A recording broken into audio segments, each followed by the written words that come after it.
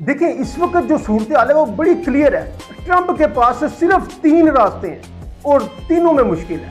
پہلے یہ سمجھیں کہ اگر پابندیاں ہٹ جائیں تو کیا ہوگا. آپ جانتے ہیں visa card, master card, American express یہ ایران میں نہیں چلتے. ایران کو انٹرنیشنل بینکنگ سسٹم سے باہر رکھا گیا ہے.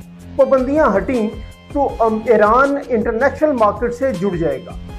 یہ کارڈ بھی چلنا شروع ہو جائیں گے. ایرانی تیل دنیا بھر میں جائے گا. ایران جو چاہے خرید سکے گا. لیکن یہاں ٹرمپ کے لیے تو بہت بڑی مشکل ہے. یہ ڈیل اوباما کی JCPOA ڈیل سے اس سے بھی زیادہ ایران کے حق میں ہوگی. وہی ٹرمپ جس نے کہا تھا کہ اوباما نے بہت غلط ڈیل کی ہے.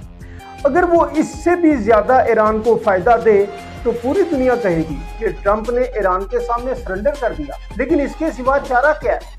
اب ٹرمپ کے پاس 3 آپشنز ہیں. پہلا آپشن دوبارہ حملہ کرتے ہیں. اگر حملہ کیا تو ایران نے صاف کہا ہے کہ جنگ مڈل ایسٹ سے باہر جائے گی اور وہ لڑائی جو شروع ہوگی وہ مہینوں نہیں وہ سالوں چل سکتی ہے. اور جولائی تک اگر آبنائے ہرمز نہ کھلی تو دنیا میں ایسی مندی آئے گی جس سے نکلنا بہت مشکل ہو جائے گا. اور اس وقت امریکی اخبار خود بتا رہے ہیں کہ 20% MQ-9 20% ریپر ڈرونز ختم ہو چکے ہیں. میزائلز آدھی سے زیادہ خرچ ہو چکے ہیں. انٹرسیپٹرز برباد ہو چکے ہیں. یعنی لمبی جنگ لڑنے کی طاقت اب پہلے جیسی نہیں رہی. اور نیوکلیئر آپشن، روس اور چین نے بڑا صاف الفاظ میں کہا کہ امریکہ نے نیوکلیئر استعمال کیا تو نتائج بہت بھیانک ہوں گے. اور ان دونوں کے پاس بھی نیوکلیئر بامب ہے. دوسرا آپشن کیا ہے؟ ڈیل کر لو.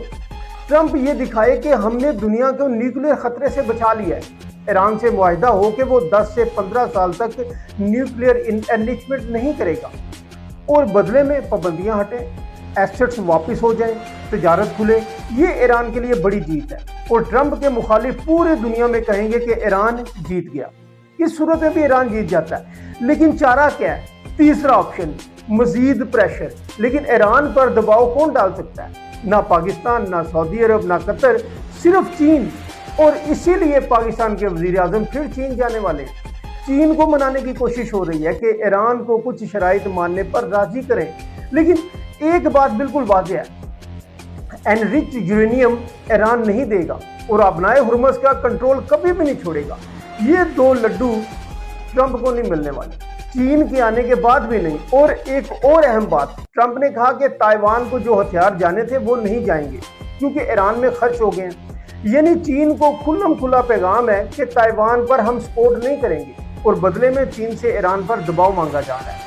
یعنی کہ ایران کے لیے تائیوان کو قربان کر دیا. اور ابھی صورتحال یہ ہے کہ یہ ہفتہ، یہ چند دن بہت خطرناک ہے. رات کو بھی کوئی بڑی بات ہو سکتی ہے، حملہ بھی ہو سکتا ہے اور فائنل سرنڈر بھی ہو سکتا ہے. اگر سرنڈر ہوا تو امریکہ، مڈل ایسٹ اور پوری دنیا کے لیے اچھا ہے.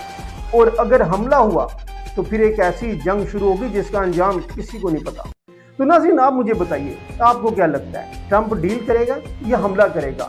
اور کیا چین واقعی ایران کو منا سکتا ہے؟ نیچے کمنٹ میں اپنی رائے لازمی دیجیے گا اور یہ ویڈیو شیئر کریں، لائک کریں، وہ اسے لازمی فالو کریں، سبسکرائب کریں، ہمارے ساتھ ساتھ رہیں کیونکہ یہاں خبر نہیں، خبر کی سمجھ ملتی ہے. اپنے دوستوں کا، فیملی کا بہت خیال رکھیے گا، اپنے وطن عزیز کا بھی اور اپنے اس چینل کا بھی. اللہ حافظ.